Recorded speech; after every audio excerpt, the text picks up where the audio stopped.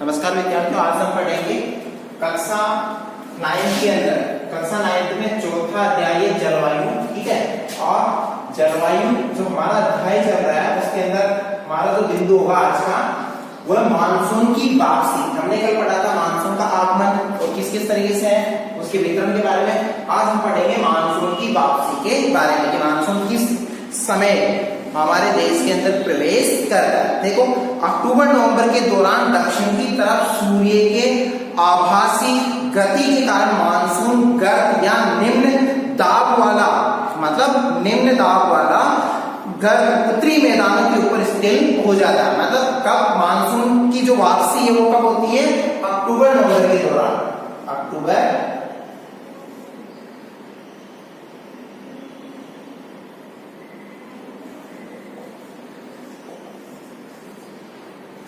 नवंबर, अक्टूबर नवंबर के समय,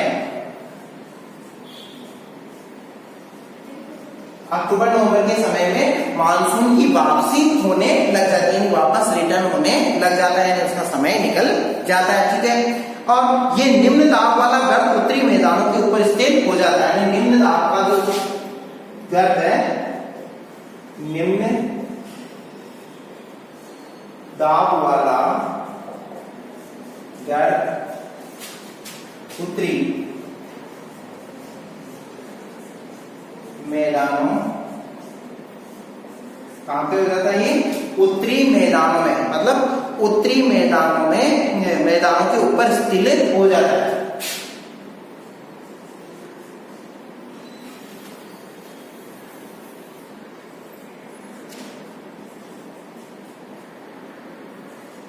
स्थिर हो जाता है। ठीक है, निम्न दाब वाला गर्द उत्तरी मैदानों पर स्थिर होने लग जाता है।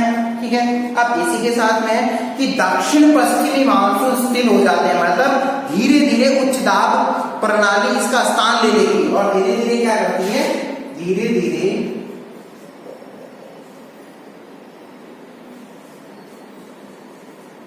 उच्च दाब प्रणाली इसका स्थान ले लेती है। ठीक है,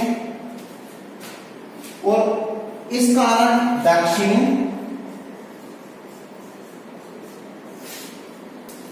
मतलब दक्षिणी, इसमें बताया गया कि दक्षिण पश्चिमी मानसून स्थिर हो जाते हैं। दक्षिणी पश्चिमी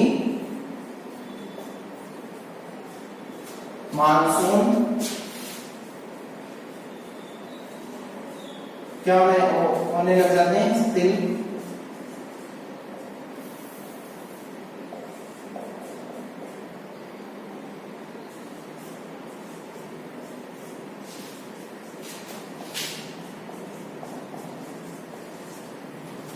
यानी धीरे धीरे उच्च दाब प्रणाली इसका स्थान ले लेती है और दक्षिण पश्चिमी मानसून स्थिर हो जाते हैं। तो इस तरीके से दक्षिण पश्चिमी मानसून भी क्या होने लग जाता है? स्थिर होने लग जाता है।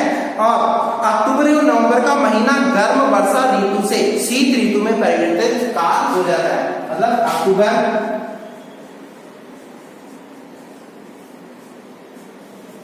नवंबर का महीना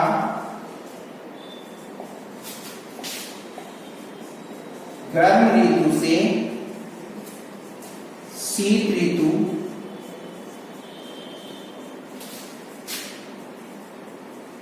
में परिवर्तित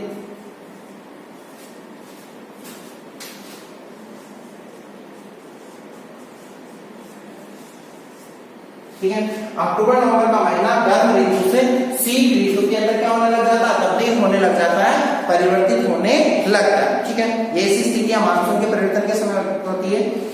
शीत ऋतु में परिवर्तन का काल होता है, मतलब उस समय शीत ऋतु के अंदर परिवर्तित होने लग जाता है, जबकि रातें ठंडी और सुहावनी होती है। और इस मौसम के अंदर क्या होने लग जाता है? रातें ठंडी व सुहानी रातें ठंडी व सुहानी होती हैं। ठीक है, अब रातें ठंडी व सुहानी होने लग जाती है, स्थल अभी भी आर्द्र होता है, और स्थल क्या होता है, तथा स्थल अभी भी क्या होता है, आर्द्र।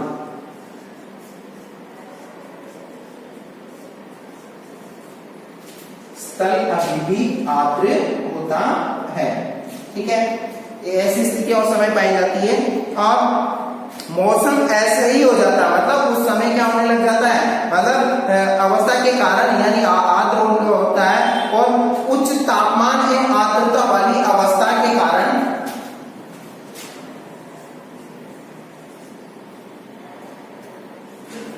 उच्च तापमान व आर्द्रता के कारण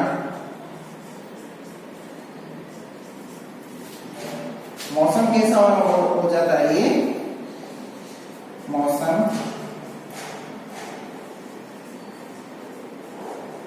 असहनीय होता है। उच्च तापमान व आर्द्रता के कारण मौसम असहनीय होता है, मतलब असहनीय होता है। इसे हम कहते हैं क्वार की उमस। क्या कहते हैं, क्वार की उमस।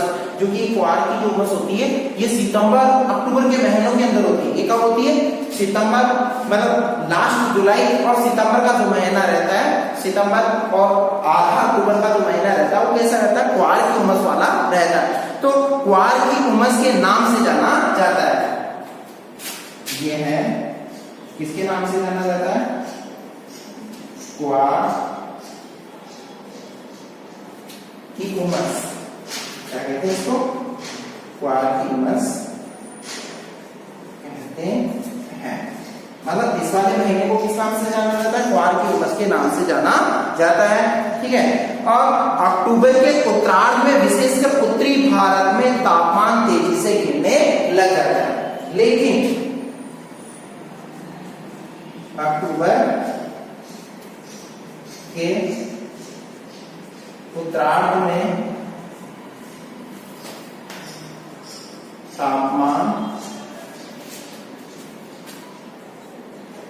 उत्तरी भारत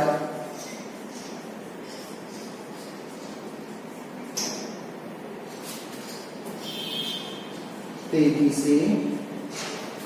से क्या करने लग जाता है, वो समय तेजी से गिरने लगता है, तेजी से गिरने लगता।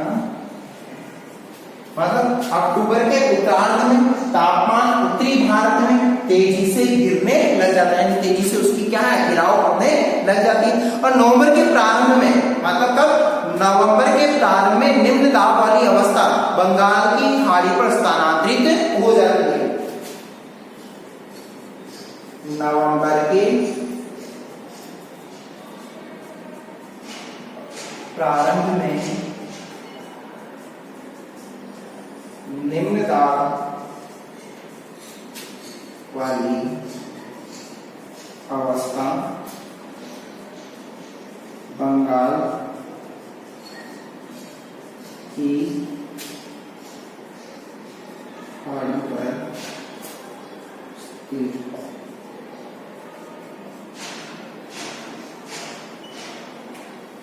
अब देखो, नवंबर के प्रारंभ में निम्न दाब वाली जो अवस्था है वह बंगाल की खाड़ी पर क्या होने लग जाती है, स्थिर होने लग जाती है। और इसी के साथ में स्थानांतरण चक्रवाती निम्न दाब से संबंधित होता है। और स्थानांतरण जो चक्रवाती है वो किससे संबंधित होता है, निम्न दाब वाली अवस्था से संबंधित होते हैं। और उष्ण कटिबंधीय चक्रवात प्राय विनाशकारी होते हैं, लेकिन इस समय उष्ण कटिबंधीय जो चक्रवात होते हैं वो बहुत ही क्या होते हैं, भयंकर विनाशकारी होते हैं।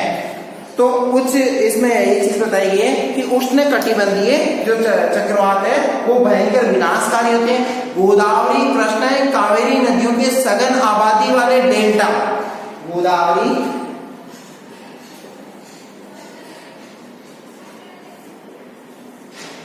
कृष्णा, कावेरी के सघन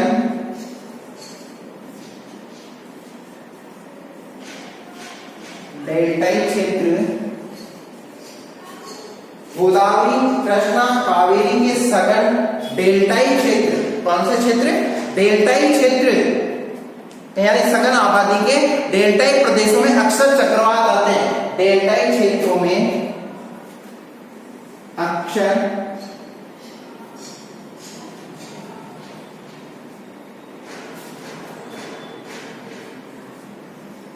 चक्रवात आते हैं, मतलब ये चक्रवात उन क्षेत्रों में आने लग जाते हैं, ठीक है। और जिसके कारण बड़े पैमाने पर जान और माल को भी क्या है, क्षति का सामना करना पड़ता है, नुकसान का सामना करना पड़ता है। और बड़े पैमाने पे जो चक्रवात आ रहे हैं, चक्रवात उड़ीसा पश्चिम बंगाल, चक्रवात उड़ीसा पश्चिम बंगाल इत्यादि क्षेत्रों के अंदर कोरोमंडल तट पर अधिकतर इन्हीं क्षेत्रों में सबसे ज्यादा चक्रवात देखने को मिलते हैं और अवदाब से होती है। और ये किसके कारण होती है? ये अवदाब के कारण ही ये चक्रवात उत्पन्न होते हैं। चक्रवात आने का जो प्रमुख कारण है वो किसके कारण है? अवदाब के कारण ही उत्पन्न होते हैं। नेक्स्ट बिंदु वर्षा का वितरण। अब देखो वर्षा का वितरण जो बताया गया कि पश्चिमी तट के भागों में, पश्चिमी तट के भागों में एवं उत्तरी पूर्वी भाग में लगभग 400 सेंटीमीटर वार्षिक वर्षा होती है। पश्चिमी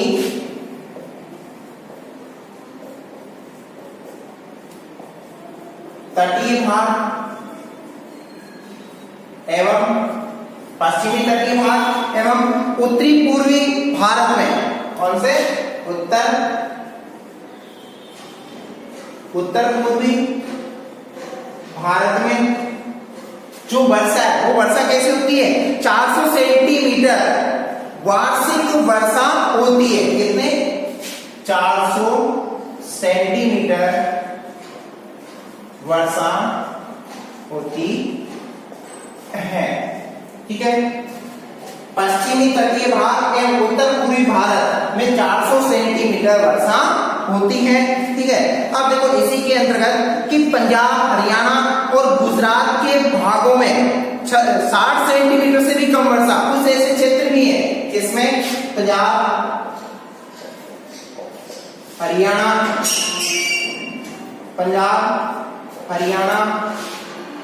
और गुजरात, इन क्षेत्रों में 60 सेंटीमीटर से भी कम वर्षा, मतलब 60 सेंटीमीटर से भी कम वर्षा इन क्षेत्रों के अंदर होती है, ठीक है।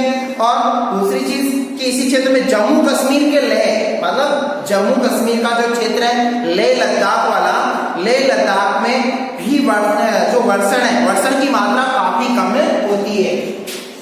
जम्मू कश्मीर का जो क्षेत्र है, जम्मू कश्मीर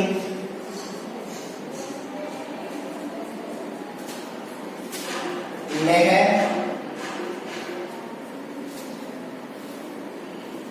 में वर्षण की मात्रा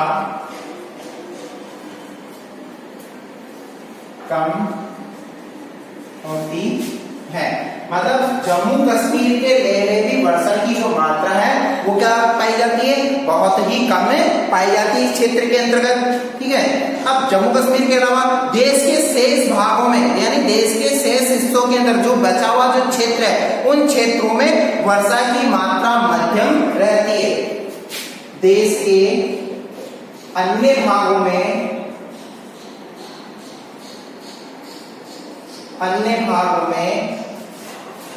वर्षा की मात्रा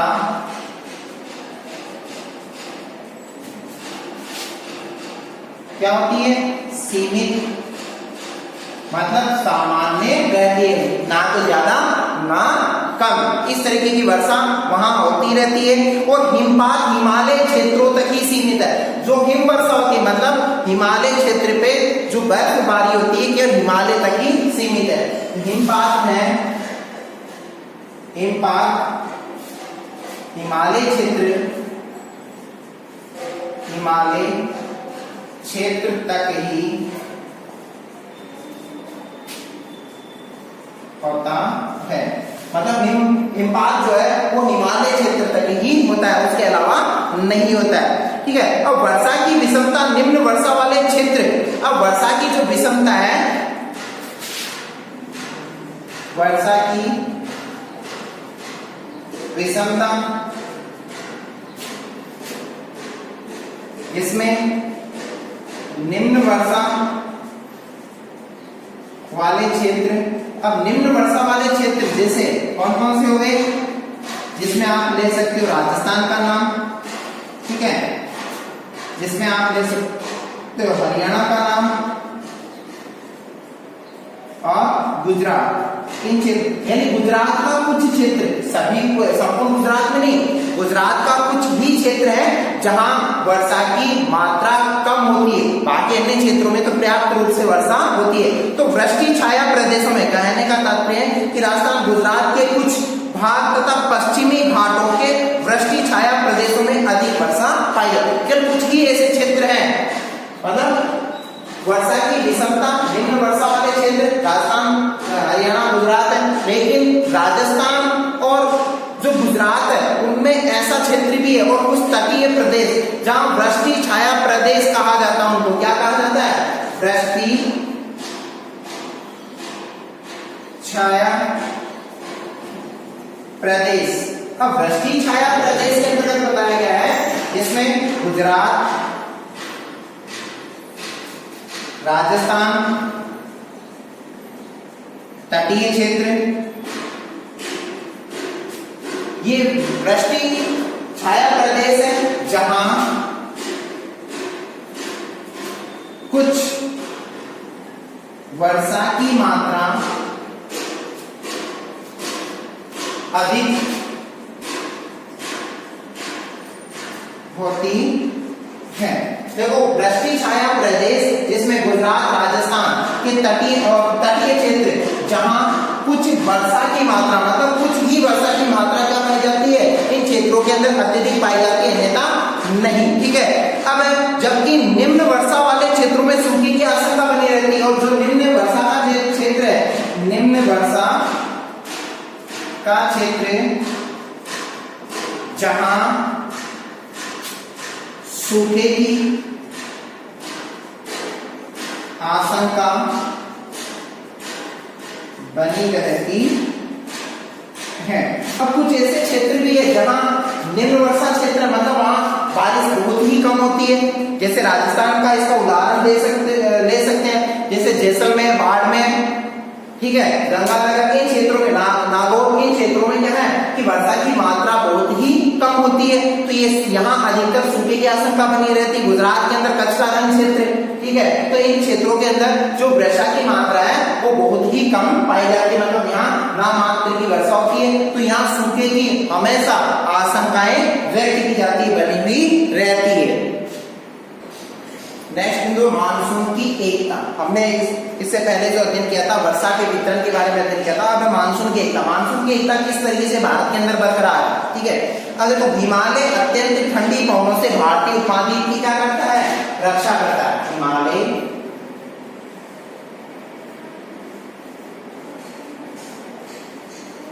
ठंडी पवनों से किसकी रक्षा कर रहा है, हिमालय ठंडी पवनों से भारतीय उपमहाद्वीप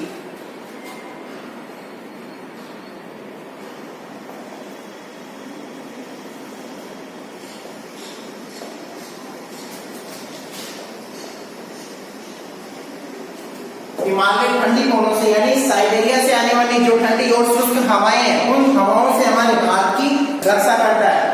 अगर हिमालय पर्वत क्षेत्र नहीं होता तो जो क्षेत्र चीन के अंदर है, जो क्षेत्र पाकिस्तान के अंतर्गत है, जहां बर्फबारी, जो कश्मीर के अंदर जो बर्फबारी होती है, वैसी स्थिति हमारे अधिकतर भारत के हिस्से के अंदर भी वही स्थिति होती। लेकिन इन शुष्क हवाओं को रोकने का काम, शुष्क और ठंडी हवाओं को रोकने का जो काम है वो हिमालय पर्वत के द्वारा किया जाता है, ठीक है। अब देखो इसके कारण अपेक्षाकृत उच्च अक्षांशों के बावजूद उत्तरी भारत में फिर भी निरंतर ऊंचा तापमान बना रहता है। मतलब उच्च अक्षांशों के कारण, उच्च अक्षांशों के कारण भारत में निरंतर उच्च तापमान क्या बनता है, मतलब तापमान की अत्यधिकता होती है। तापमान के अंदर इस क्षेत्र में क्या है, बढ़ोतरी रहती है। ठीक है, अब देखो इसी बात को अगर आगे के क्रम के अंदर इसका अध्ययन करते हैं कि निरंतर ऊंचा तापमान बना हुआ तो रहता है, लेकिन प्रायद्वीपीय पठार में तीनों ओर से समुद्र के प्रभाव के कारण, मतलब प्रायद्वीपीय पठार भारत का भी हिस्सा है, किस तरीके से, मतलब इस ओर भी समुद्र है, इस ओर हिंद महासागर है, इधर बंगाल की खाड़ी है और इधर अरब सागर। तो ऐसी स्थिति यानी प्रायद्वीपीय भारत मतलब तीन ओर से भारत किससे घिरा हुआ है, जल से घिरा हुआ हिस्सा। इस वजह से भारत को किस नाम से जाना जाता है, प्रायद्वीपीय भारत के नाम से जाना जाता है। ठीक है, अब प्रायद्वीपीय भारत के जो प्रभाव के कारण क्या है, न तो अधिक गर्मी पड़ती है और न ही अधिक सर्दी होती है। जो प्रायद्वीपीय भारत की ऐसी स्थिति के कारण भारत के अधिकांश हिस्सों के अंदर ना अत्यधिक गर्मी है ना अत्यधिक सर्दी। अगर तटीय क्षेत्रों में हम जाएं, समुद्र तटीय क्षेत्रों पे अगर हम जाएं तो वहां का जो मौसम है ना अत्यधिक गर्मी होती है और ना अत्यधिक वहां पे सर्दी होती है, बिल्कुल सामान्य सा मौसम वहां पे बना हुआ रहता है। भारतीय प्रायद्वीप पर मानसून की एकता का प्रभाव बहुत ही स्पष्ट है। मतलब मानसून के अंदर क्या बनी हुई है, एकता बनी हुई है, ना सर्दी ना गर्मी, दोनों वहां पे किस रूप में, समान रूप के अंदर वहां दिखाई देते हैं। और पवन की दिशाओं का ऋतुओं के अनुसार परिवर्तन, पवन की दिशा भी क्या होती है, ऋतु के अनुसार परिवर्तित होती रहती है। गर्मी में किस तरीके की हवाएं चलेगी, सर्दी में कैसी हवाएं चलेगी। गर्मी का मौसम होगा तो गर्मी के पश्चात यानी सर्दी के आगमन से पहले और जो वर्षा काल जो आता है उस समय जो हवाएं चलेगी तटीय क्षेत्रों में वो समुद्र से, यानी गर्मी के मौसम में समुद्र से किस ओर चलती है, हवाएं स्थल की ओर चलती है, जिससे बारिश होती है। ठीक है, लेकिन वही हवाएं शीत ऋतु के अंदर स्थल से किस ओर चलती है, समुद्र की ओर जो हवाएं चलती है उससे बारिश की वापसी होती है। मतलब उस समय जो मौसम रहता है वो सामान्य सा मौसम होता है और उस समय जो बारिश होती है वो तटीय क्षेत्रों के अंतर्गत होती है और तटीय क्षेत्रों में कर्नाटक, तमिलनाडु, गोवा इत्यादि क्षेत्रों में अत्यधिक वर्षाएं होती है। जिसे कोई वर्षा अगर राजस्थान भारत के अंदर अगर होती है तो उस वर्षा को हम मावठ के नाम से जाना जाता है, जो कि शीत ऋतु में होने वाली वर्षा को कहते हैं। और इस तरीके से एकता का परिचय बना हुआ है मानसून तटीय क्षेत्र की होती है। ठीक है, असमान। अब देखो इसी के अंतर्गत कि संबंधित ऋतु की दशाएं ऋतु चक्रों को एक लय प्रदान करती है कि सर्दी के पश्चात क्या आएगी, गर्मी के पश्चात क्या आएगी, वर्षा ऋतु आएगी। इस तरीके से ऋतु चक्र बना हुआ है और इस कलर बना हुआ है कि एक ऋतु के पश्चात दूसरी ऋतु का आगमन होता है। ठीक है, और वर्षा की अनिश्चितताएं तथा उसका असमान वितरण मानसून का एक विशिष्ट लक्षण भी है। ठीक है, वर्षा मानसून के आगमन की प्रतीक्षा करते हैं। मतलब भारतवासी क्या करते हैं, प्रति वर्ष मानसून के आगमन की प्रतीक्षा की जाती है। मानसून के आगमन की प्रतीक्षा भारतवासी इस वजह से करते हैं क्योंकि भारतीयों की जो अर्थव्यवस्था वो किस पे टिकी हुई है, मानसून पे। और मानसून पे इस वजह से टिकी हुई कि भारत के अंदर अधिकतर जो क्षेत्र वो ग्रामीण क्षेत्र है और ग्रामीण क्षेत्रों की जो अर्थव्यवस्था वो खेती पे निर्भर करती है और खेती जो किस पे आश्रित होती है, मानसून पे आश्रित होती है। तो इस वजह से बारिश के आगमन का अधिकतर भारतवासी इसका इंतजार करते रहते हैं प्रतिवर्ष। ठीक है, और संपूर्ण देश को एक सूत्र में बांधने का काम, पिरोने का काम भी जो मानसून है वो करता है। और नदी घाटियां, मतलब जो नदी घाटियां है वो जलों को संवहन करती है, मतलब अपने आप के अंदर समाहित करती है। जहां अत्यधिक बारिश हो रही है, अब जहां अत्यधिक बारिश होती है तो उनका पानी किस ओर प्रवाहित होता है, नदियों के माध्यम से प्रवाहित होता है। और नदियां उस संपूर्ण क्षेत्र के पानी को अपने आगोश में ले लेती है, अपने आप में समाहित कर लेती है। और जो इस कदर पानी को समाहित कर रही है नदियां, उनको नदी घाटी कहा जाता है। ठीक है, तो इस तरीके से मानसून एकता का परिचय इस टॉपिक के माध्यम से हमने मानसून के बारे में अध्ययन किया, किस तरीके से यहाँ वो एकता का कार्य कर रहा है। तो इस तरीके से आपका ये जलवायु वाला अध्याय समाप्त होता है। धन्यवाद।